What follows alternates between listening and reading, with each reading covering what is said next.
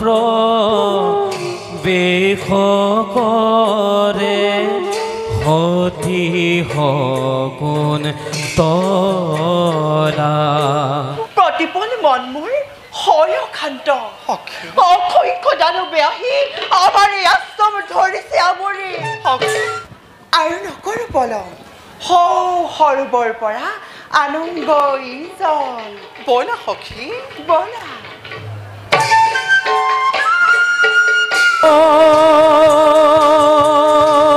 হৰি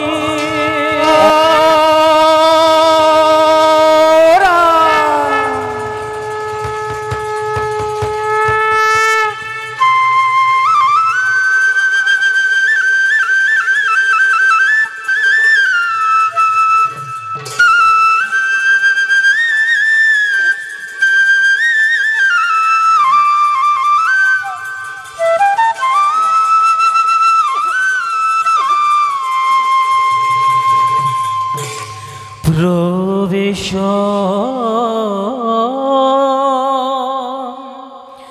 করু তো বিষ্ণু সগ্রান্তা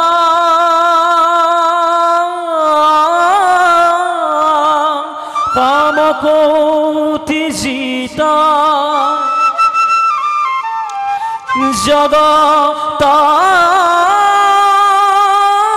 পালকো দেবা দুষ্ট দানব দ্বারক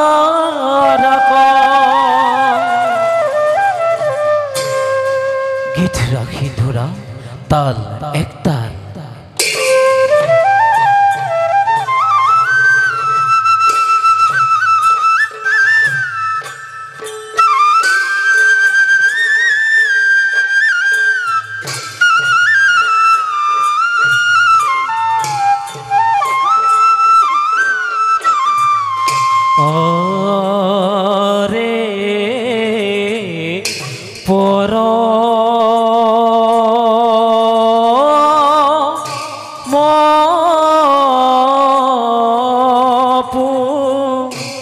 রুখ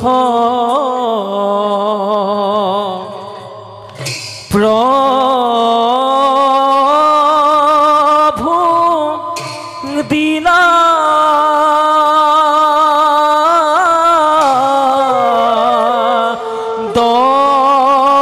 দরিখন হরিয়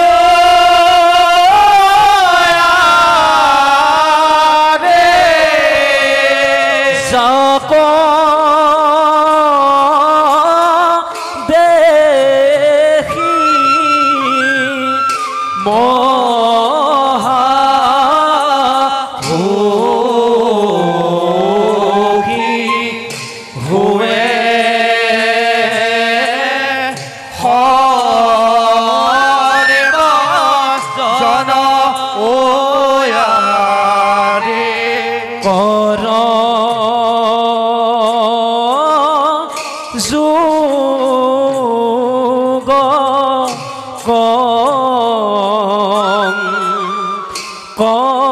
কন ৰুণ জুন ৰুল হৰিয়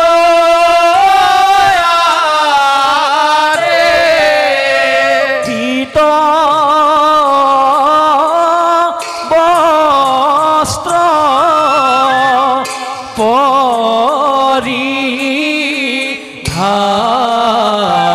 পৰিধান সৰ্ব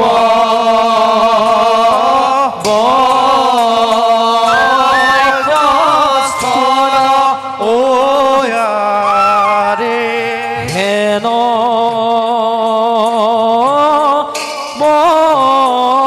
মতে পয়লা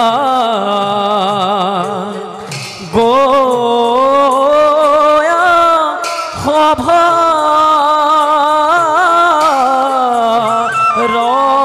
ভিতৰ হৰিয় ডাকি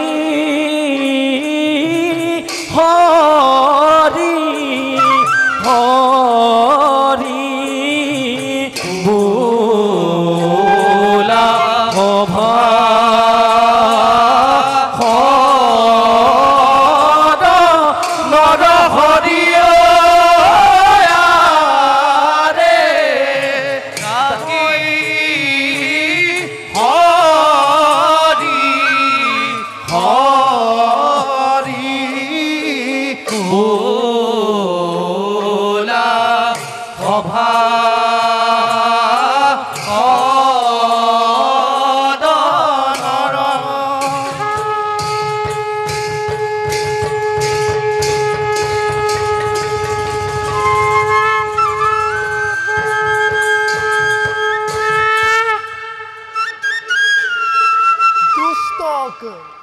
দমন আৰু সন্তক পালনৰ বাবে যুগে যুগে অৱতাৰ আমাৰ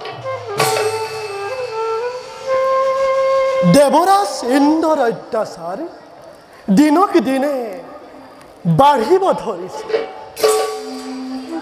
ইন্দ্ৰৰ অত্যাচাৰত দেৱগণো আজি অসন্তুষ্ট আৰু বেছি সময় নাই কৰিব লাগিব ইন্দ্ৰৰ দৰ্প চূৰ্ণ গ্ৰহপতি শনিৰ চক্ৰান্তত দুৰ্ধৰ্ষ দৈত্যৰ হতুৱাই অমৰাৱতীপুৰ আক্ৰমণ কৰা দেৱৰাজ ইন্দ্ৰৰ কৰিম দমন আনফালে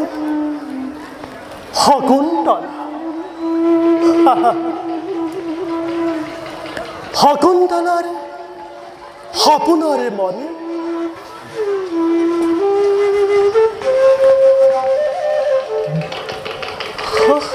দুষ্যন্ত ৰাজাকে সপোনতৰা ৰাখা মই অৱশ্যই কৰিম পূৰণ যাওঁ এবে আমি আপোন কৰ্তব্যত অগ্ৰসৰ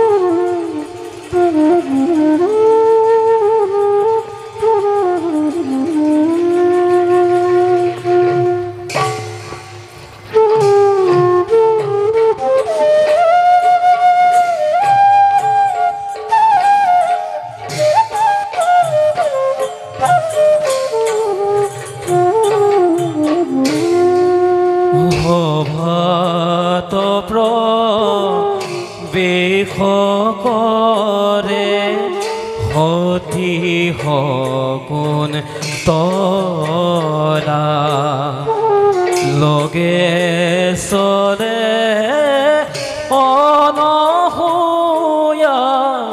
আৰু প্ৰিয়ম বদা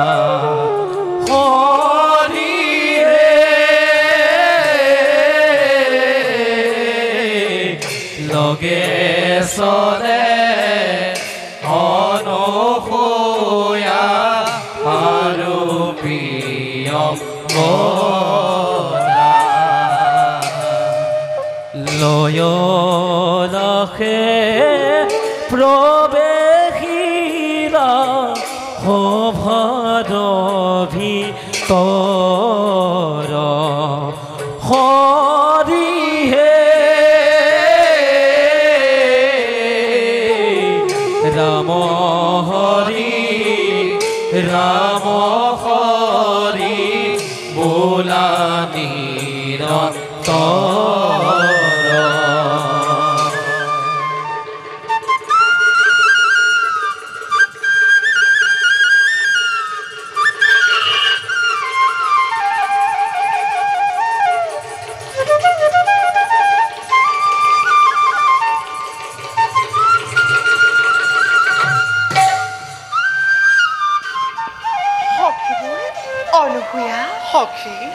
আৰু প্ৰিয়ম্বদা সখী প্ৰতিপল মন মোৰ হয় অশান্ত সখী অখৈ খোজানো বেয়াহি আমাৰ এই আশ্ৰম ধৰিছে আমৰি সখী আমাৰ এই আশ্ৰমৰ অৱস্থা অখৰ দানৱ গণে কৰিলে কেনেকুৱা সখী শকুন্তলা সখী তাৰ কাৰণে তুমি কোনো চিন্তা নকৰিবা ভগৱান যদি আমাৰ হয় সহায় আৰু তোমাৰ দৰে সখীয়ে যদি সদায় উদ্যানত কৰা বিচৰণ সখী তেনেহ'লে সখী অঘোৰ দানৱে অনিষ্ট কৰিলেও নকমে আমাৰ উদ্যানৰ জেউতি সত্য কথা সখী সখী আমাৰ সখী শকুন্তলাৰ দৰে ৰূপৱতী নাই এই বসুন্ধৰাত তোমালোকৰ যে কথা সখী ব'লা আৰু নকৰো পলম সৰুবৰ পৰা আনন্দই জল ব'লা সখী ব'লা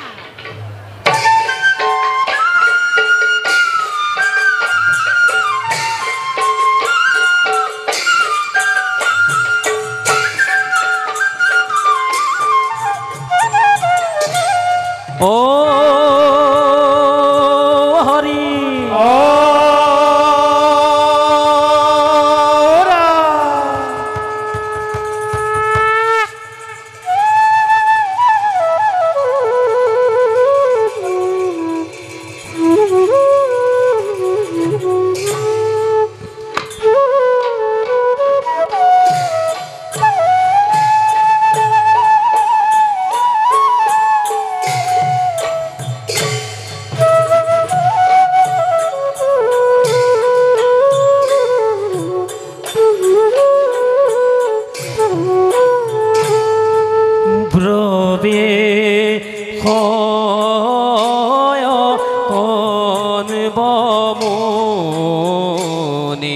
অতি ধীরে ধীরে আরে হাতে কমল তলুয়া হভার ভিতরে আরে হরি নাম মুখে লয়া মুনিয়াহি গইলা আরে নিরন্তরে লোকে ডাকি হরি হরি বোলা আরে নিরন্তরে লোকে ডাকি হরি হরি বোলা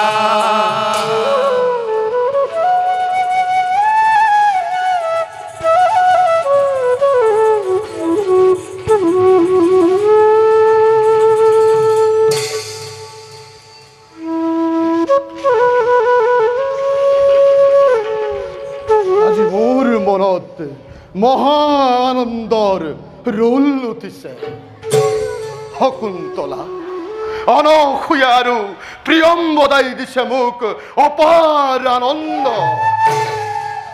কিন্তু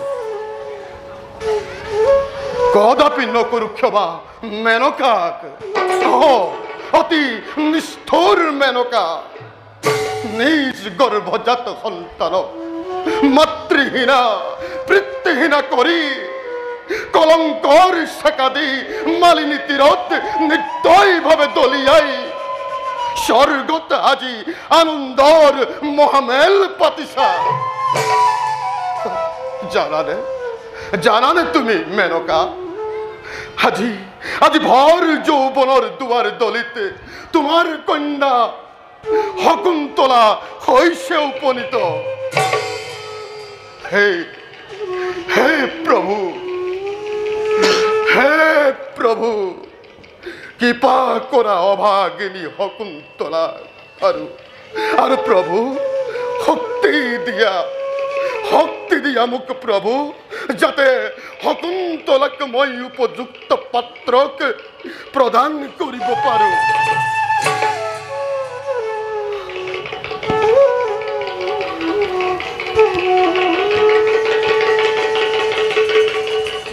গুৰুদেৱ, গুৰুদেৱ, তব কন্যা শকুন্তলাৰ সেৱা কৰিব গ্ৰহণ।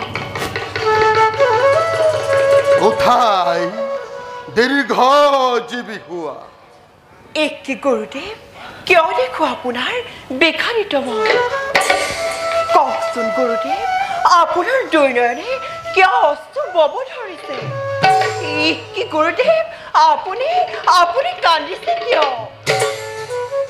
কান্দিছো আই, গুৰুদেৱ, কান্দিছো, ভৱিষ্যতেও কান্দিব লাগিব। গুৰুদেৱ, তুমিতো নাজানা তোমাৰ জন্মৰ অকথ্য কাহিনী। নাজানো গুৰুদেৱ, কিয় কৰ পৰা আহি এই স্থানত মই হলো উপস্থিত? আছে নেকি কিবা কলংকিত অধ্যায় এই অভাগীৰ জনমত? কিবা কৰি কওকচোন গুৰুদেৱ, কোন মোৰ মাতা পিতা? কম আজি তোমাক তোমাৰ জন্মৰ কৰুণ কাহিনী। শুনাই ঋষি বিশ্বামিত্ৰ আছিল তপস্যাত। তেতিয়াই সৰগৰ অপেশ্বৰী মেনকা আহিল তপস্যাৰ ক্ষেত্ৰত। আৰু মেনকাৰ লাৱণ্য ৰূপত ঋষি বিশ্বামিত্ৰৰ তপস্যা হল ভংগ। দুয়োৰে কামাতুৰ হৈ ঘটিল দৈহিক মিলন। আকাংক্ষা মোৰ হ'ব প্ৰমাণিত, আৰু নকৰিব বৰ্ণন। নহয় আই, তুমি জানিব লাগিব। দুয়োৰে মিলনত মেনকাৰ গৰ্ভে জন্ম হৈছিল এটি কন্যা সন্তানৰ। কিন্তু নিজৰ মান মৰ্যাদা ৰাখিবৰ বাবে মালিনী তীৰত দলিয়াই স্বৰ্গ পথে মেনকাই কৰিলে গমন। আৰু তেতিক্ষণে উপস্থিত হৈছিলো মালিনী তীৰত মই তপস্যাৰে হেতু। দেখি সেই নিষ্পাপ শিশুটিক মৰমতে তুলি লৈছিলো মই মোৰেই কোলাত। বুজিলো গুৰুদেৱ, অতি দুৰ্ভগীয়া মই।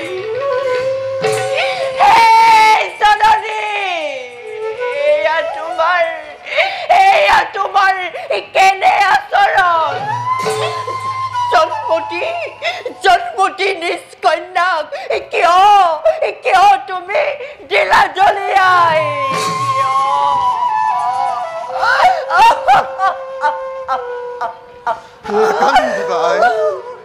নাকান্দিবা, বেজাৰ তুমি নকৰিবা সমলি। অদৃশ্যৰ লিখন খণ্ডত